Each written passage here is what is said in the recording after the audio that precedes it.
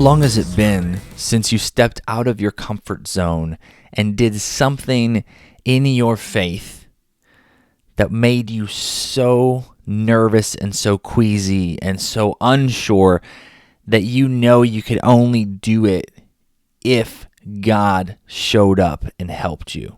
Total reliance on God to get you through. Welcome to This Day Devo. Pastor Guy here. Today's our last day in 2 Corinthians, and so we read chapters 12 and 13 entirely. This is a big chunk of text. We certainly can't talk about all of it, but it was a powerful closing out of Paul's letters to the church in Corinth, with a wonderful goodbye and a reminder of how much he loved them. Did you catch all of that? In this passage, Paul is talking about Christ being glorified in our weakness, in his weakness. He talks about this thorn of the flesh that he has. We don't know what that thorn of the flesh was. We don't know the specifics of what that was. Most Bible scholars think that this was probably a serious disfigurement of some kind, or a chronic illness of some kind, that Paul was earnestly praying for God to remove it, and God said no. God said no. And so through that, Paul learned that his weakness gave him a special call or an ability to display a deeper reliance on the Lord, because it's in his weakness where he steps into the arena and it's like, God showed up in this moment, and this couldn't have happened if God wasn't here. So I've totally relied on God. This is something that we are called to do, and understand that God's grace is all that we need. Verse 8, my grace is sufficient.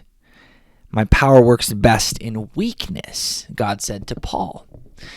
You know, I've known a lot of people over the years that have experienced this in different ways, of when you totally rely and surrender and say, Lord, I can't do this without you.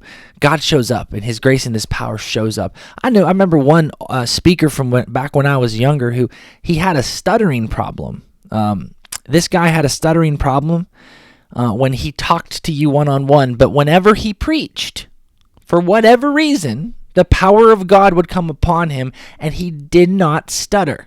In a conversation, he stuttered, but when he was on the platform preaching God's word, he did not stutter. That's the power of God using him, his willingness to fully rely on God. You know, every time we step out and we stretch ourselves and say, Lord, I'm ready to take some risk for you, it's total reliance.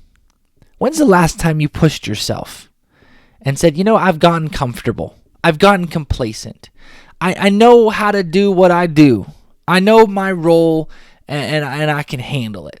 Do you ever find yourself in that position where you say, you know, I've gotten so good at this that I've mastered it and I could do it without God? That's not a place that we want to stay. That's a growth. That's a spiritual maturity that we've experienced. That's growing and understanding that we can do this now, but we still need to turn it over to God and say, I still rely on you. I still rely on you. I still rely on you.